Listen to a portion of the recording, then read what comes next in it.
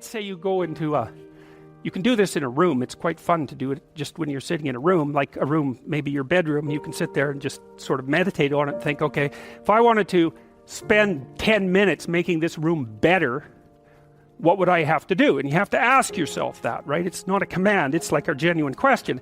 And things will pop out in the room that you like, there's a stack of papers over there that's kind of bugging you, and you know that maybe little order there would be a good thing, and you haven't, there's some rubbish behind your computer monitor that you haven't attended to for like 6 months, and the room would be slightly better if it was a little less dusty and the cables weren't all tangled up the same way. And like, if you allow yourself just to consider the expanse in which you exist at that moment, there'll be all sorts of things that'll pop out in it that you could just fix. And I might say, well, if you were coming to see me for psychotherapy, the easiest thing for us to do first would just be to get you to organize your room. You think, well, is that psychotherapy? And the answer is, well, it depends on how you conceive the limits of your being. And I would say, start where you can start. If something announces itself to you, which is a strange way of thinking about it, as in need of repair, that you could repair, then, hey, fix it. You fix 100 things like that, your life will be a lot different. I often tell people too, fix the things you repeat every day, because people tend to think of those as trivial, right? You get up, you brush your teeth, you have your breakfast, you have your routines that you go through every day. Well, those probably constitute 50% of your life. And people think, well, they're mundane, I don't need to pay attention to them. It's like, no, that's exactly wrong. The things you do every day, those are the most important things you do. Hands down. All you have to do is do the arithmetic. You figure it out right away. So 100 adjustments to your broader domain of being, and there's a lot less rubbish around, and a lot fewer traps for you to step into. And so that's in keeping with Jung's idea about erasing once you've got your mind and your emotions together, and once you're acting that out, then you can extend what you're willing to consider yourself and start fixing up the things that are part of your broader extent. Now, sometimes you don't know how to do that. So you might say, imagine you're walking down Bloor Street and there's this guy who's like alcoholic and schizophrenic and has been on the streets for 10 years. He sort of stumbles towards you and, incoherently mutters something. That's a problem. And it would be good if you could fix it, but you haven't got a clue about how to fix that. You just walk around that and go find something that you could fix, because if you muck about in that, not only is it unlikely that you'll help that person, it's very likely that you'll get hurt yourself. So, just because while you're experiencing things announce themselves as in need of repair, doesn't mean that it's you right then and there that should repair them. You have to have some humility. You don't walk up to a helicopter that isn't working and just start tinkering away with it. You have to stay within your domain of competence. But most of the time, if people look at their lives, it's a very interesting thing to do. I like the idea of the room, because you can do that at the drop of a hat. You go back to where you live and sit down and think, okay, I'm going to make this place better for half an hour. What should I do? And you have to ask. And things will just pop up like mad. And it's partly because your mind is a very strange thing. As soon as you give it a name, a genuine aim, it'll reconfigure the world in keeping with that aim. That's actually how you see to begin with. And so if you set it a task, especially, you have to be genuine about it, which is why you have to bring your thoughts and emotions together, and then you have to get them in your body so you're acting consistently. You have to be genuine about the aim, but once you aim, the world will reconfigure itself around that aim, which is very strange. One of the things that's very strange about a phoenix is that, well, it's immortal, but in a strange way, it lives and lives, I think, 100 years, and it gets older and older, and then one day, poof, it bursts into flames and turns into an egg, and then you get a new phoenix. So that's a symbol of transformation.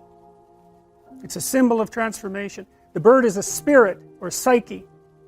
And so here's what it means, in part. You know how when you learn a lesson in your life that's not very pleasant? Right? It's not like when you learn something important, it's the best day of your life.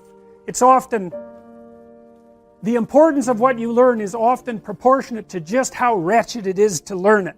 You know, you learn things the hard way. You learn things by getting hit, because obviously if what you're doing is working, you get what you want. There's no learning in that, and that's happy. It's when you're doing something and you hit an obstacle, and maybe you bloody well hit it hard, and then, you know, you recoil, and then you down into the depths you go, and you have to sort yourself out, and you realize that you're, you know, this particular kind of idiot, and that you should probably fix that, and that's really annoying and difficult, and, you know, and maybe you're down in the dumps and anxious for quite a while, and then you get it repaired more or less, and, you know, you put yourself back together. That's the phoenix. Poof, into flames, bang, egg, new you. And so, you know, that's the ability to learn. Now, human beings are very strange creatures, right? Because we're very malleable compared to most animals, you know, like grizzly bears now and grizzly bears 1,000 years ago. It's like, whatever. They're the same thing. They do the same thing. There's no transformation. But human beings, we have this massive brain, and, you know, it's a pain because it means you have to take care of human children until they're 40, and and that's a big burden. And so, you know, we pay a big price for it. It also makes childbirth very difficult, and it's costly. You have to eat a lot because you have a big brain, because it uses up a lot of energy. And so, you know, you pay a price for it. But the advantage is you're plastic. You can learn. Now, learning is a strange thing, because you could think of it as just acquiring more information.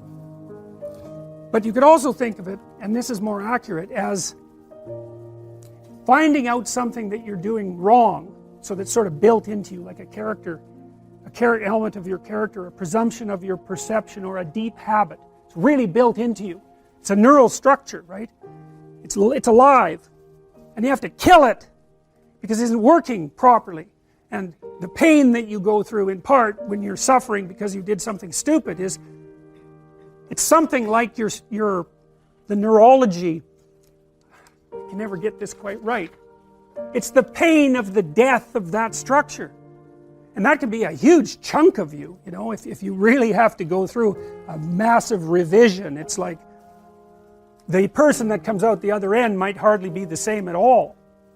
You know, that happens, for example, if you're trying to combat alcoholism, which is just, you know, a wretched thing to do, because, well, all your friends are alcoholic, all your family drinks too much. The only thing you know how to do when you're socializing is to go to the bar and drink too much. You know, and you spend like 20 hours a week on it. It's like, it's not just that you're addicted to the substance, it's like that's how you live. And so if you want to stop being an alcoholic, not only do you have to stop drinking alcohol, but you have to stop seeing all your drunk friends, and maybe you've had them for your whole life, and you have to have continual battles with your drunk family, and then you have to figure out something to do with that 20 hours that's now like hanging around your neck like an albatross. And so you have to let that whole part of your personality die, and a new part has to spring forth. And that's what the phoenix is. And the phoenix is the capacity of the person to transform.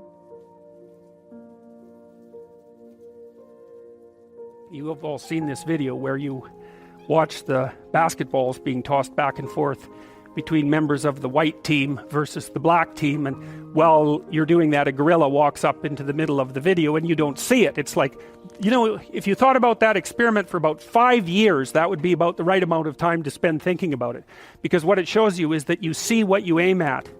And that, man, if you can get one thing through your head as a consequence of even being in university, that would be a good one. You see what you aim at.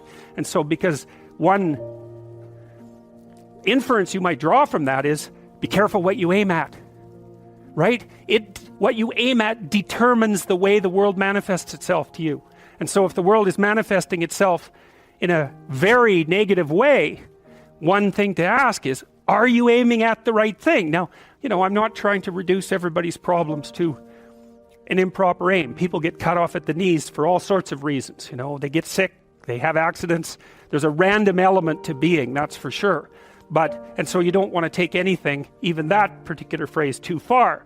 You want to bind it with the fact that random things do happen to people, but it's still a great thing to ask.